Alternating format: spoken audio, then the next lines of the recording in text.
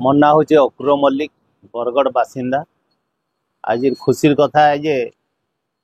आमर भारतर यशस्वी श्री प्रधानमंत्री श्री नरेंद्र मोदी जो गोटे घोषणा थिला जे प्रत्येक घरे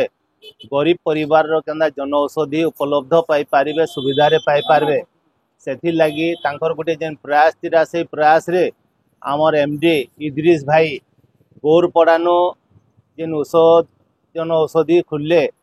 बरगढ़ रे समस्ते गोटे खुशी जाहिर कर समस्ते गोटे खुशी होचन जहा बरगढ़ टाउन रे जेन हिसाब लोकंकर असुविधा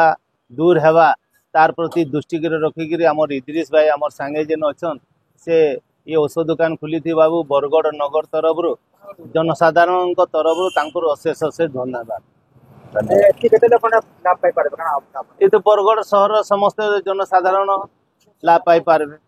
जेन औषध माने अन्य मेडिकल जेन अधिका दर रे बिक्री होउतिला तार जन औषधि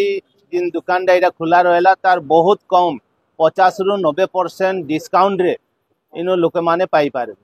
मोर नाम से मिर्जा इद्रिस बेग मु बरगढ़ बासिंदा वार्ड नंबर 7 रो आउ ए जनौषधि बरगढ़ रे टाउन रे पहला खुला है जी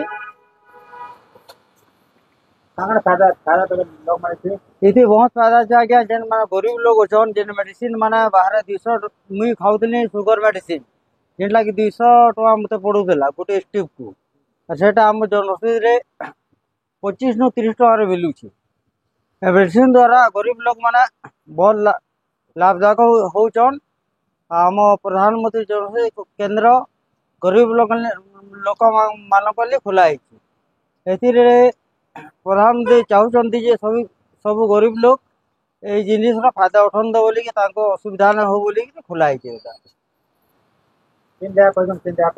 जगह गौरपड़ा छक वार्ड नंबर 11